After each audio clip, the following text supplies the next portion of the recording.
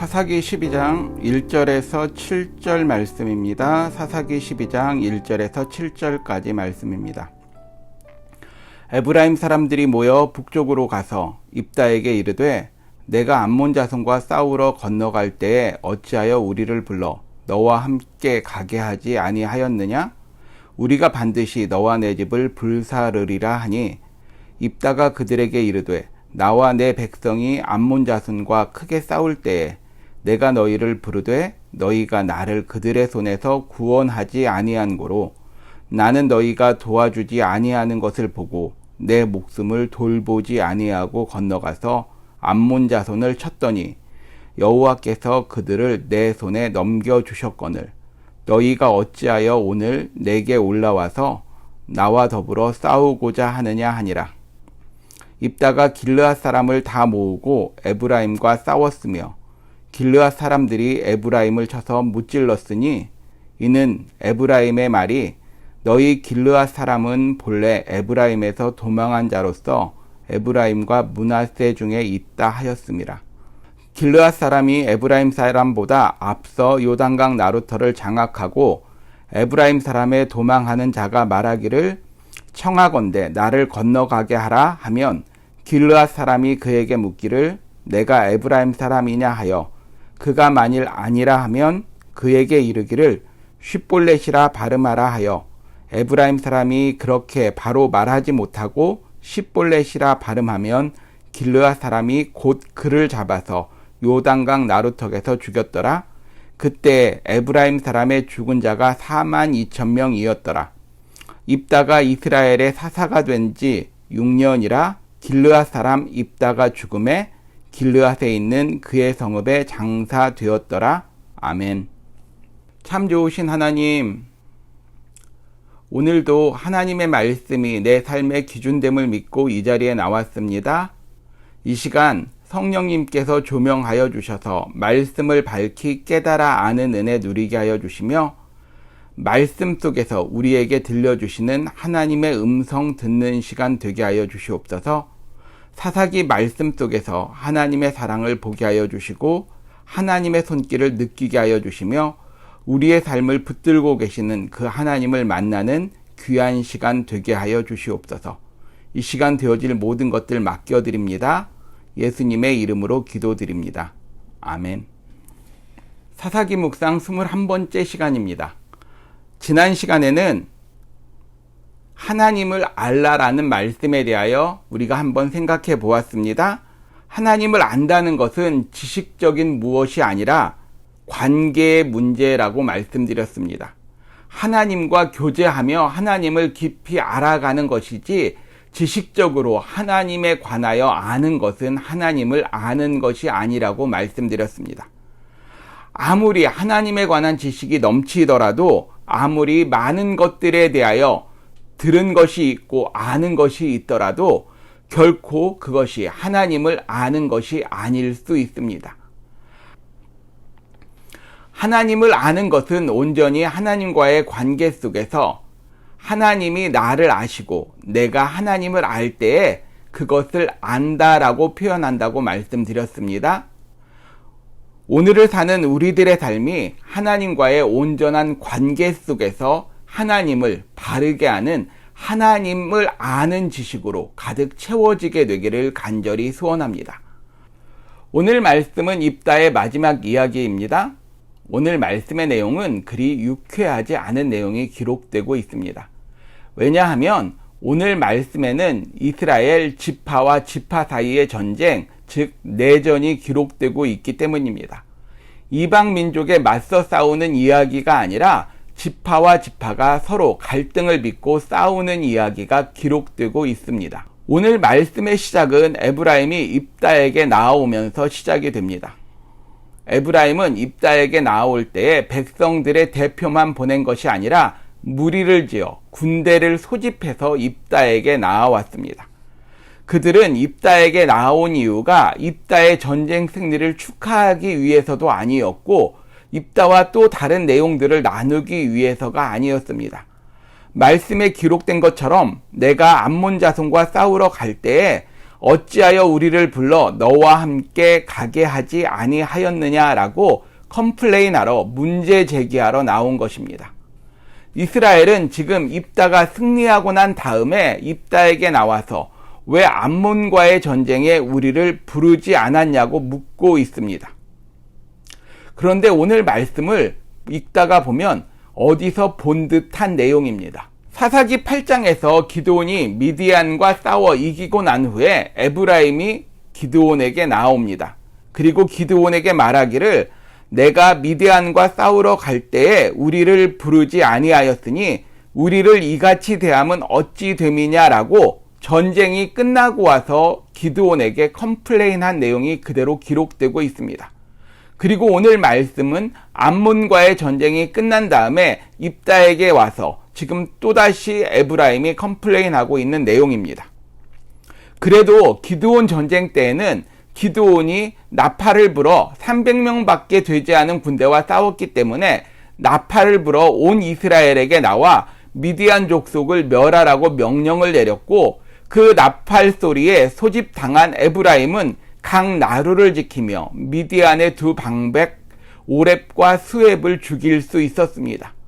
즉 오렙과 수렙이라도 죽인 전공을 가지고 기드온 앞에 나아왔고 기드온은 그런 에브라임에게 겸손하게 에브라임의 끝물 포도가 아비에셀의 만물 포도보다 낫다라는 표현으로 에브라임의 전공을 높이 인정해 줍니다. 그렇게 자기들이 높이 인정받자 만족하고 에브라임은 돌아갔었습니다. 지금은 이미 전쟁이 끝난 상황입니다. 기드온 전쟁에서는 아직도 전쟁이 진행 중이었지만 암몬 족속과의 전쟁에서는 입다는 이미 전쟁을 치르고 20개의 성읍을 빼앗고 전쟁은 마무리되었습니다. 그런데 지금 이 상황에 또다시 에브라임이 와서 입다에게 무어라 말하고 있는 것입니다. 에브라임은 과연 무엇을 바라고 있는 것일까요? 에브라임은 유다 지파와 함께 이스라엘 12지파에서 중심이 되는 두 축이 되는 지파 중에 하나입니다. 이스라엘에는 12개의 지파가 있지만 그 지파들 중에서 큰 영향력을 행사한 지파는 남쪽의 유다와 그리고 북쪽의 에브라임으로 대표될 수 있었습니다.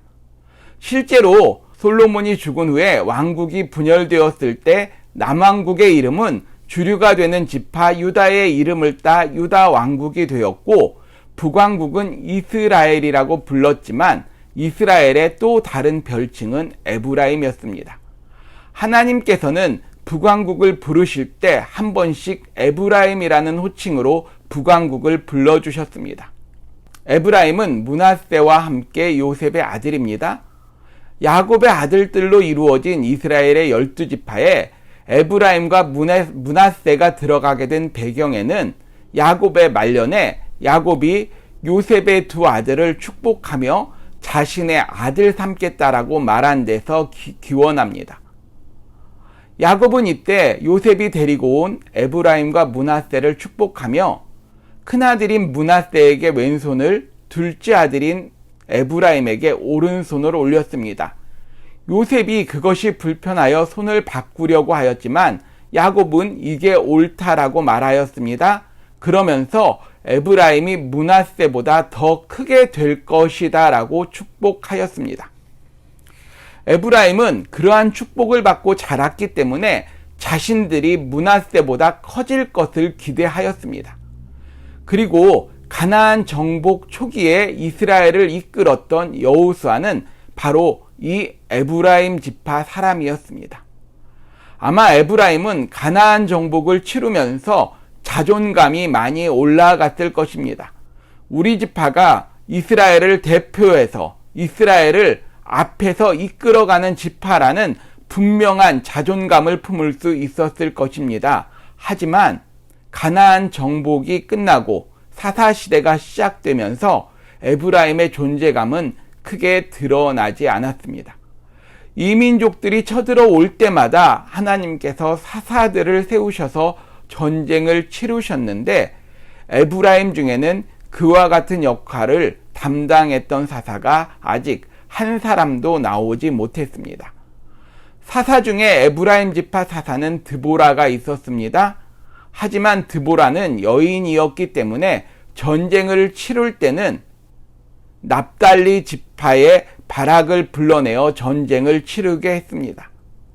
즉 분명 에브라임 지파 가운데 사사는 있었지만 에브라임 지파 가운데 전쟁을 승리로 이끈 영웅은 없었습니다. 자신보다 못하다고 생각한 므낫세에서는 기드온이 나와 미디안의 13만 5천 명을 300명의 군대로 깨트리는 놀라운 전공을 남겼습니다.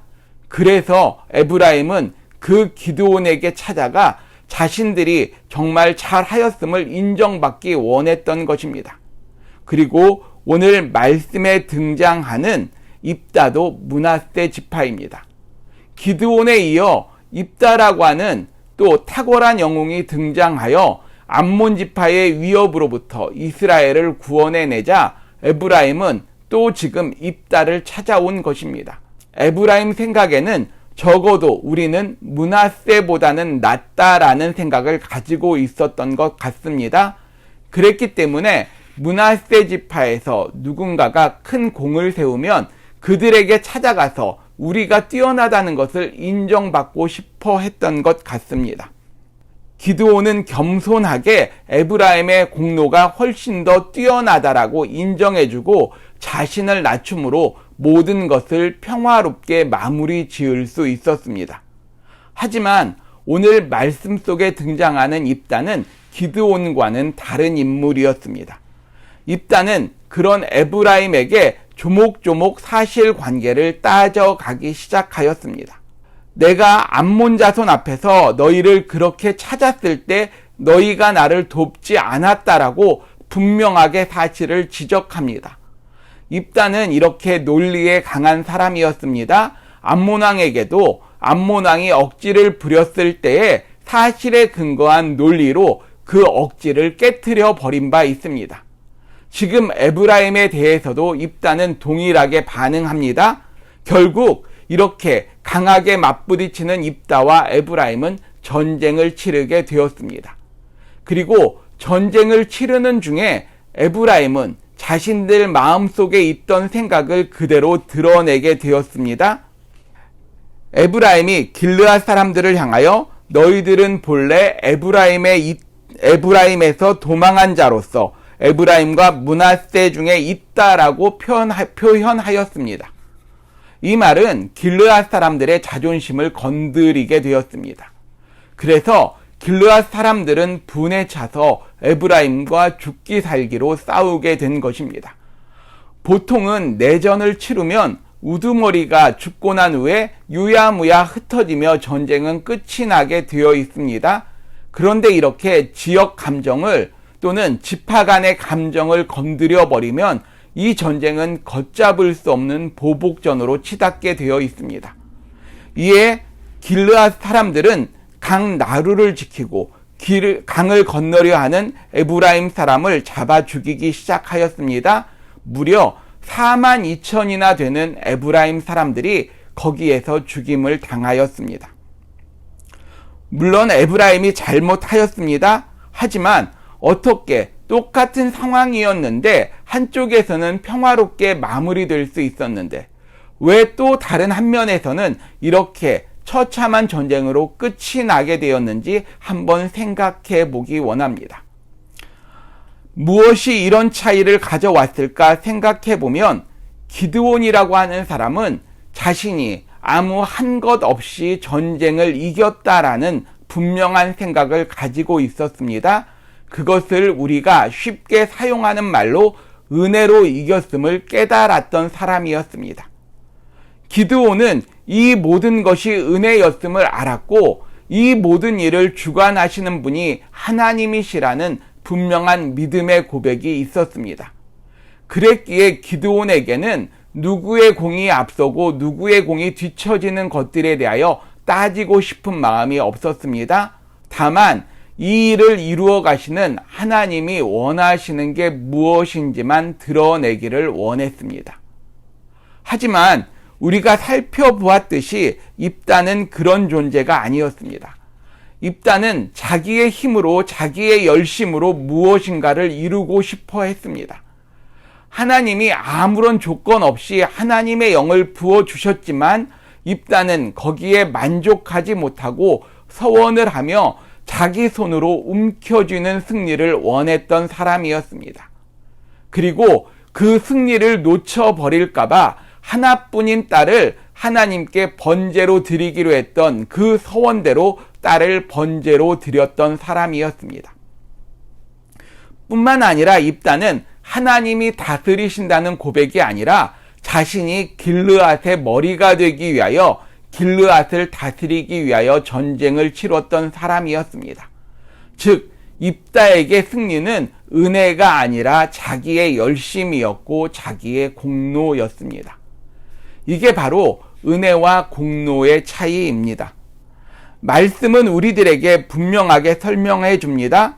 너희는 은혜를 인하여 믿음으로 말미암아 구원을 얻었나니 이것이 너희에게 난 것이 아니요 하나님의 선물이라. 행위에서 난 것이 아니니 이는 누구든지 자랑치 못하게 하려 함이라 말씀하십니다. 우리의 구원은 하나님의 은혜로 되어진 것입니다. 우리는 은혜로 구원을 얻었고 은혜로 살아가는 존재들입니다. 우리는 쉽게 은혜로 살아간다고 표현합니다. 은혜 아니면 살 수 없다고 고백합니다. 그런데 나의 이 고백에 진정성이 담기려면, 진심이 담기려면 이런 고백을 하는 나의 삶의 모습이 기드온처럼 정말 은혜를 누리고 있는 자의 삶이 무엇인지를 드러내는 삶이 되어야만 할 것입니다. 입술로는 은혜를 말하지만 정작 삶의 자리에서 은혜를 누린 사람의 표징이 없다라면 하나님은 그것을 은혜를 누리고 있다라고 보시지 않으실 것입니다. 은혜를 누린 기드온은 그의 삶의 자리에 은혜를 누린 모습이 남아 있었습니다. 자기의 열심을 앞세운 입다에게는 은혜가 없는 모습이 분명하게 드러났습니다. 우리의 구원이, 우리의 삶이 항상 은혜로 이루어지는 것이라면 우리의 삶 속에서 기드온처럼 겸손함과 온유함으로 은혜로 살아가는 삶의 모습을 드러내기를 간절히 소원합니다.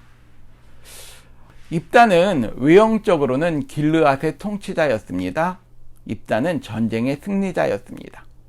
이방 민족인 암몬과의 전쟁에서 이겼을 뿐만 아니라 자신이 통치하고 있는 길르앗의 명예를 위하여 에브라임 지파와 싸워서도 승리를 거둔 길르앗의 영웅입니다.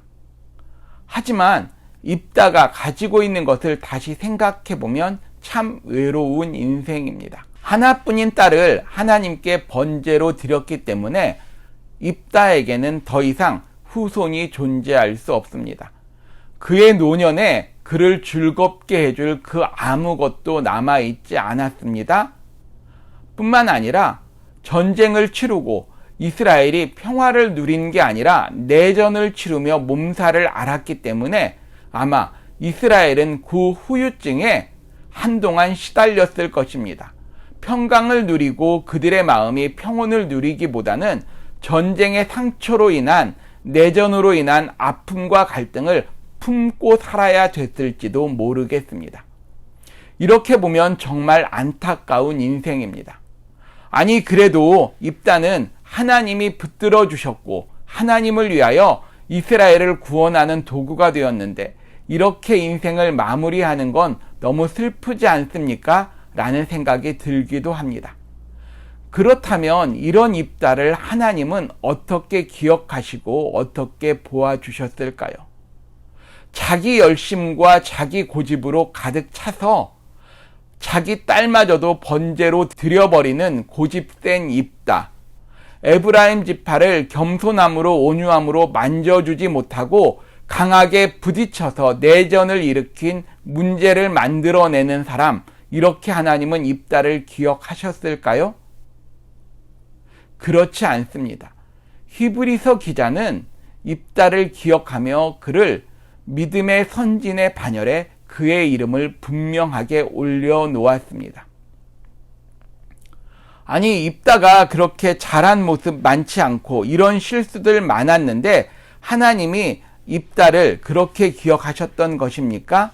네, 맞습니다. 하나님께서는 우리들을 기억해 주실 때에 우리의 모든 과정을 불꽃 같은 눈으로 살펴보시고 계시지만 마지막에 우리를 기억하실 때는 우리의 잘못하고 실수한 모습들을 추려놓고 우리의 잘못을 흠잡아 뭐라고 하시는 하나님이 아니시라. 단 한순간이라도 진심을 가지고 하나님께 나아갔던 모습이 남아 있다라면 그 모습을 기억해 주시는 하나님이십니다. 성경은 우리들에게 거듭해서 강조합니다. 하나님께서 우리의 죄를 기억지 않으신다고. 그 말씀은 알고 있는데 모른 척 해주시겠다는 의미가 아니라 히브리서 기자가 입다를 기록하고 있는 것처럼 우리가 하나님 앞에 진심을 가지고 온전한 믿음으로 살아내는 모습이 남아 있다라면 하나님은 마지막 날에 우리를 기억하실 때 우리를 그렇게 긍휼과 은혜로 감싸서 기억해 주신다는 의미입니다. 이런 은혜를 누리는 우리들 또한 다른 사람들을 대할 때 다른 사람들의 잘못을 기억하며 안타까웠던 부분을 기억할 것이 아니라 그들의 좋은 모습을 기억하는 습관이 우리들에게 배어들기를 간절히 소원합니다. 오늘은 짧은 시 한 편 읽어드리며 말씀을 마치려고 합니다. 진달래의 일년은 아름다움을 간직하고 사는 시간보다 아름다움을 잃고 사는 날들이 더 많다. 그러나 사람들은 진달래의 초라한 모습보다는 연분홍빛 화사한 진달래를 더 기억한다. 꽃을 피운 날들이 얼마 되지 않지만 사람들은 지극히 짧은 이날의 모습을 진달래로 생각한다. 다시 말해 1년을 거의 채우는 볼품없는 진달래를 진달래로 생각하지 않는 것이다. 이런 진달래를 보는 사람들의 마음을 나는 우리의 삶과 대비해 본다. 많은 이들이 꽃을 생각할 때에는 아름다운 때만을 기억해 주면서 사람들을 생각할 때엔 아름다웠던 순간을 기억하기보다 불편했던 모습들을 기억하고자 하는 게 아닌가 하고 말이다. 금년에도 고갯길에 활짝 꽃망울을 터뜨린 진달래를 보면서 나와 함께했던 많은 이들을 떠올린다. 우리가 활짝 핀 진달래꽃을 보고 진달래를 이야기하듯 그들의 아름답고 소중한 장점을 기억하고 품어주는 너그러움과 넉넉함이 필요했다는 반성을 해본다. 더구나 꽃보다 귀하고 꽃보다 아름다운 게 사람일진데 말이다. 우리 이 시간 함께 기도하시겠습니다. 참 좋으신 하나님,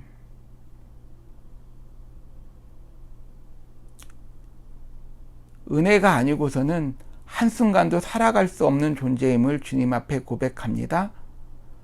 내 살아가는 순간순간이 주의 은혜임을 고백합니다. 하나님, 이 고백이 마음의 고백이 되게 하여 주시고 삶의 고백 되게 하여 주시옵소서. 이 고백으로 살아갈 때에 내 삶의 자리에서 만나는 이들에게 관용과 용서가 넘쳐나게 하여 주시며 그들의 안타까운 모습마저도 품어낼 수 있는 겸손하고 온유한 성품 우리 안에 허락하여 주시옵소서.